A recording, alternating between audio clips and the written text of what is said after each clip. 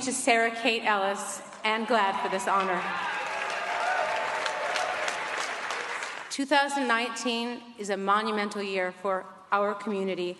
We're commemorating the 50th anniversary of the Stonewall riots, which sparked a revolution and outcry of activism, mobilizing people from all over the country to come together and stand up for love and against brutality, violence, and hatred. Growing up, I always felt like an outsider, like I didn't fit in. The first gay man I ever met was named Christopher Flynn. He was my ballet teacher in high school, and he was the first person that believed in me, that made me feel special as a dancer, as an artist, and as a human being. I know this sounds trivial and superficial, but he was the first man to tell me I was beautiful. He took me to my first gay club in downtown Detroit. I told my dad I was having a sleepover at a girlfriend's house. Yep, that got me grounded for the rest of the summer. But that evening changed my life. For the first time, I saw men kissing men, girls dressed like boys, boys wearing hot pants, insane, incredible dancing, and a kind of freedom and joy and happiness that I had never seen before. When I made the film Truth or Dare, I had no idea I was going to... Seriously, I had no idea I was going to inspire so many gay men to, A, give blowjobs to Evian bottles, or B, just have the courage to come out. Yes. And be free and take a stand and say, this is who I am. Like it or not, okay?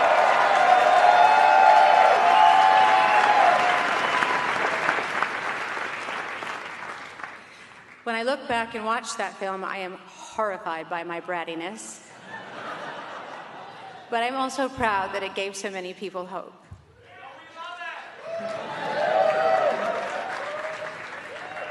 The freedom fighting expanded and continued, and so did getting my ass kicked.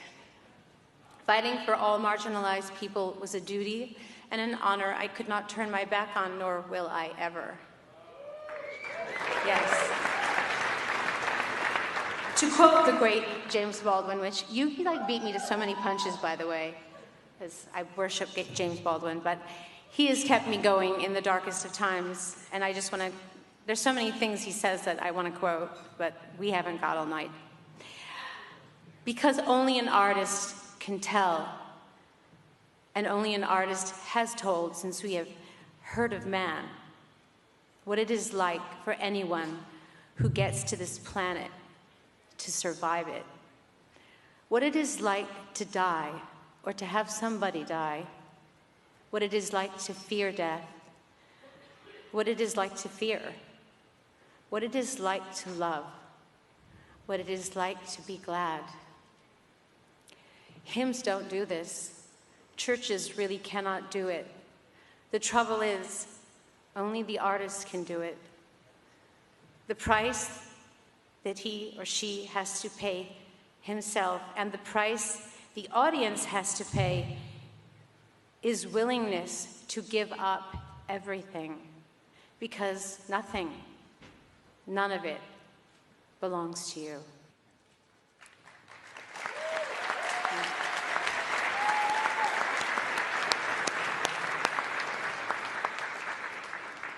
So 14 years ago, I heard about an AIDS epidemic in Malawi, a country in sub-Saharan Africa that I'd never heard of before, embarrassingly, a country that had left over 1 million children orphaned by AIDS.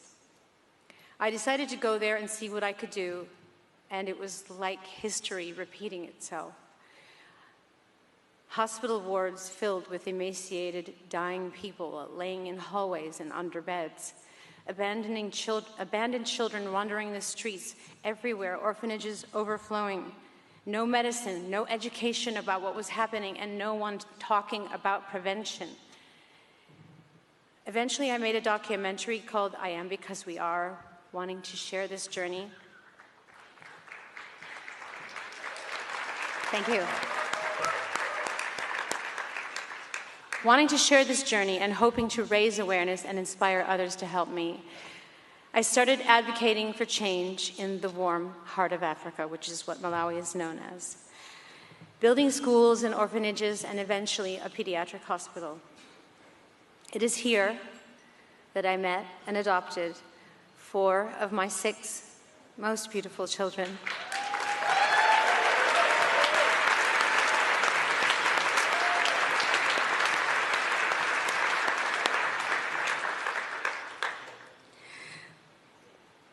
To quote a song on my new record called Extreme Occident, life is a circle. Death and loss brought me new life, brought me to life, brought me to love. And so we are back to the beginning of my speech, the importance of love. Because as soon as you really understand what it means to love, you understand what it takes to become a human being.